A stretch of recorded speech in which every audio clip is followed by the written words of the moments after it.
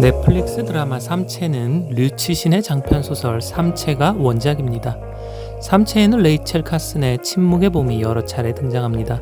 침묵의 봄은 처음 출판된 이후 환경학 최고의 고전으로 손꼽히는 책입니다.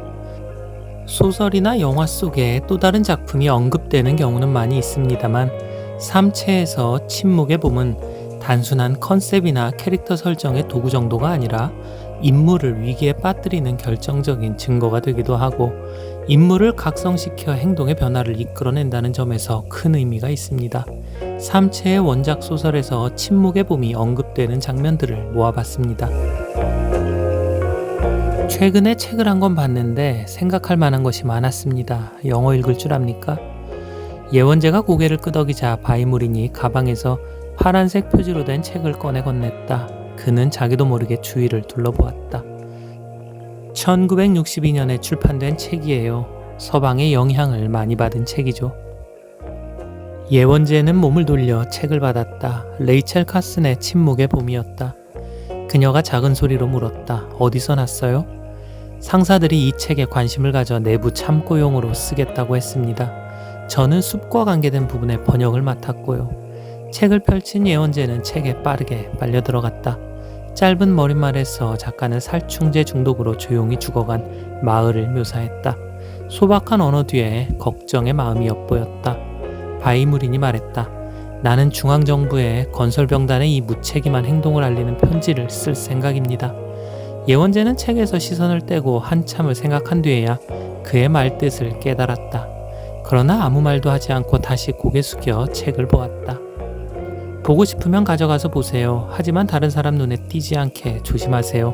당신도 알다시피. 바이무리는 말을 하면서 계속 주위를 둘러보다 황급히 자리를 떠났다. 바이무리는 병단신문 다성찬바오의 기자입니다. 예원재는 그의 글을 본 적이 있습니다. 필치가 좋았고 섬세하며 예민함이 느껴지는 글이었다고 기억하고 있습니다. 네이먼구 생산건설병단의 벌목 현장에서 예원재와 등을 마주하고 앉은 바이무리는 무자비한 환경 파괴 현장에 대해 우려를 표합니다. 이런 바이무린의 무뚝뚝한 예원재가 관심을 표하게 되고 어떻게 그런 생각을 하게 되었냐는 예원재의 물음에 바이무린이 건넨 책이 침묵의 봄입니다. 그럼 레이첼 카슨이 침묵의 봄에서 살충제의 무분별한 사용과 그 결과에 관해 쓴 부분을 잠깐 함께 읽어보겠습니다. 제2차 세계대전을 계기로 무기화합물 계열의 살충제가 유기탄속의 살충제로 바뀌었지만 구식 살충제 중 아직도 사용되는 것이 있다. 그중 가장 문제가 되는 것이 비소인데 상당수의 제초제와 살충제의 기본 요소로 사용된다. 비소는 독성이 강한 광물로 여러 금속의 원석에 널리 포함되어 있고 화산, 바다, 온천 등지에서도 발견된다. 비소와 인간의 관계는 다양한 양상으로 펼쳐지는데 그 기원은 한참 전으로 거슬러 올라간다.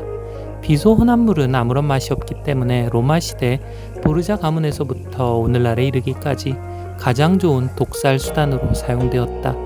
굴뚝의 숯검정에서 발견된 비소는 발암물질로 판명된 첫 번째 물질로 200년 전 영국 의사에 의해 암과의 연관성이 규명되었다.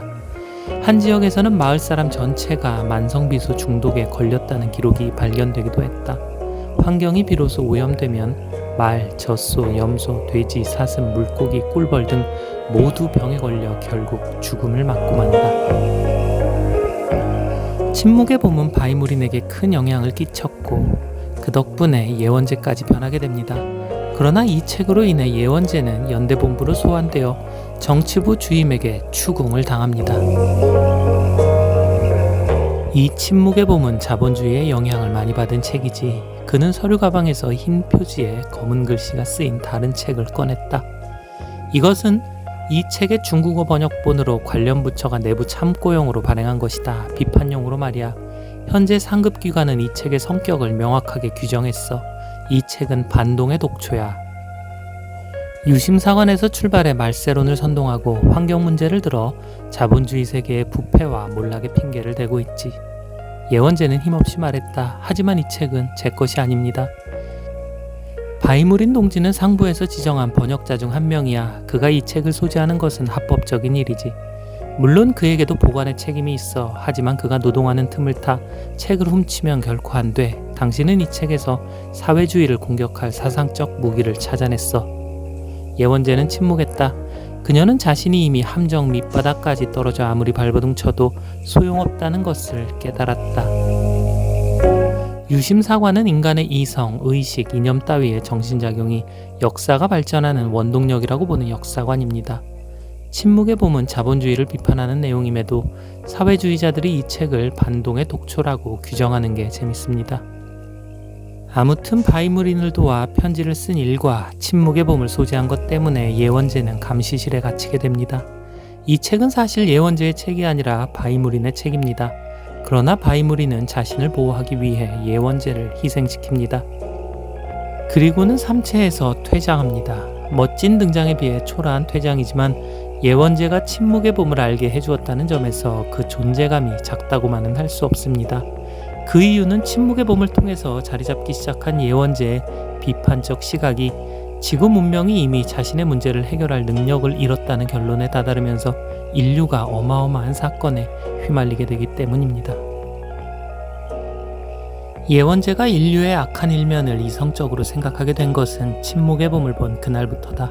양웨인과의 관계가 가까워지면서 예원재는 그를 통해 외국어로 된 철학과 역사 고전 작품을 구해 읽었다. 낭자한 유혈로 점철된 인류의 역사를 보면서 소름이 돋았고 사상가들의 위대한 사유는 그녀를 인간 본성의 가장 비밀스러운 곳으로 인도했다.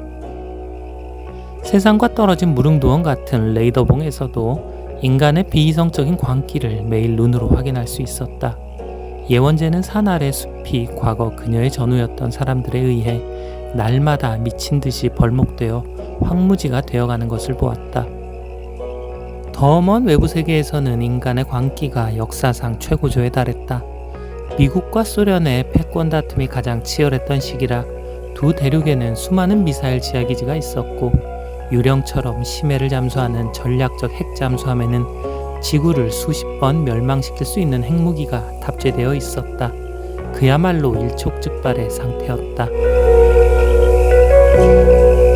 침묵의 봄이 처음 출간된 것은 1962년입니다. 이 책에서 레이첼 카스는 곤충을 향해 겨누었다고 생각하는 무기가 사실은 지구 전체를 향하고 있다는 문장으로 마무리 짓습니다. 생태계의 파괴와 역습에 관한 최초의 경고라고 할 수 있습니다. 예원재가 침묵의 봄을 읽은 것은 책이 나온 지 불과 4년 뒤입니다.